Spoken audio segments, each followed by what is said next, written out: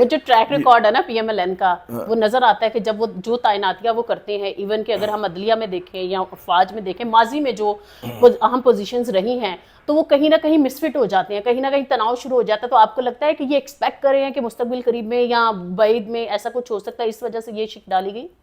دیکھیں نون لیگ کی جب ہم بات کرتے ہیں نا اس کے مختلف ادوار رہے ہیں. نواز شریف صاحب کی جو خوبی یا ان کی کمزوری، جس طرح depending on which side of the fence you are, اس کی اگر بات کریں تو اس میں یقیناً وہ اپنے ہی پسندیدہ شخص سے ان کی تناؤ ہو جاتا تھا. سب سے زیادہ آرمی چیفز متعین کرنے کا اعزاز جو ہے وہ نواز شریف صاحب کے پاس ہے، اور جس کو انہوں نے مطلب تعینات کیا اس سے ان کا آپ نے دیکھا کہ چپکلش ہوئی، اور اس سے مطلب ہے کہ دوریاں ہوئی. اس کی ایک بڑی وجہ یہ ہے سر، اور سپر سیڈ کرنے کا ریکارڈ بھی انہی کے پاس ہے، کیونکہ جو موسٹ سینئر ہوتا ہے ان کو کبھی وہ تعینات نہیں کرتے، ان کی پالیسی رہی ہے. ان کا بھی ایک اندر کا یہ خوف ہے، اور اس کی بھی وجہ یہ کہ نواز شریف صاحب کہتے اپنے آپ کو جمہوری ہیں، لیکن وہ ریاست کو راجواڑے کی طرح چلانا چاہتے ہیں.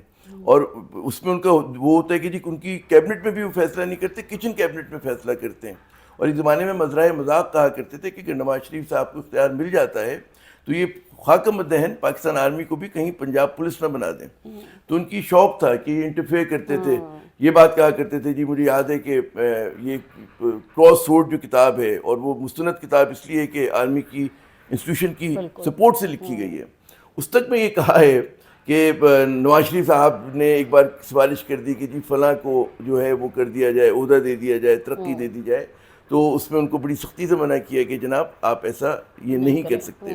پھر نواز شریف صاحب ہی کو یہ اعزاز جاتا ہے کہ انہوں نے ایک آرمی چیف کو بی ایم ڈبلیو گاڑی میں رشوت دینے کی کوشش کی تھی. اس زمانے میں فوج کا ایک بڑا ہمارے تیور ہوا کرتے تھے، یہ بھی کراس روڈ میں لکھا ہوا ہے. تو انہوں نے جو ہے کہا کہ ہمیں ضرورت نہیں ہے، ہم جس گاڑی میں ہیں، اس زمانے میں اتنی کوئی شاندار گاڑیاں بھی نہیں ہوا کرتی تھیں، وہ پلین لیونگ ہائی تھنکنگ کا دور تھا. تو انہوں نے کہا نہیں، ہم جس گاڑی میں ہیں ہم اس پہ خوش ہیں، آپ ہمیں بی ایم ڈبلیو نہ رکھیں. تو چابی خود شہباز شریف صاحب لے کر آئے تھے کہ دیکھیں آپ اس گاڑی میں بیٹھے ہیں، آپ کی شائن شان تو یہ بی ایم ڈبلیو ہے. تو وہ بھی ایک دور تھا. اور نواز شریف صاحب نے کئی مرتبہ کوشش کی کہ آرمی کے انسٹیٹیوشن پہ اثر انداز ہوں، اور ہر مرتبہ وہ ناکام ہوئے. اب آج کا جو دور ہے یہ شہباز شریف صاحب کا دور ہے. شہباز شریف صاحب جو اپنے بھائی سے بالکل برعکس طبیعت رکھتے ہیں، ابھی تک تو وہی نظر آ رہا ہے. اور ان میں بڑی خوبی ہے کہ اپنے بھائی کو بھی انہوں نے مینیج کیا ہوا ہے، اور ماشاءاللہ فوج کے ساتھ بھی بڑا مضبوطی کے ساتھ چل رہے ہیں.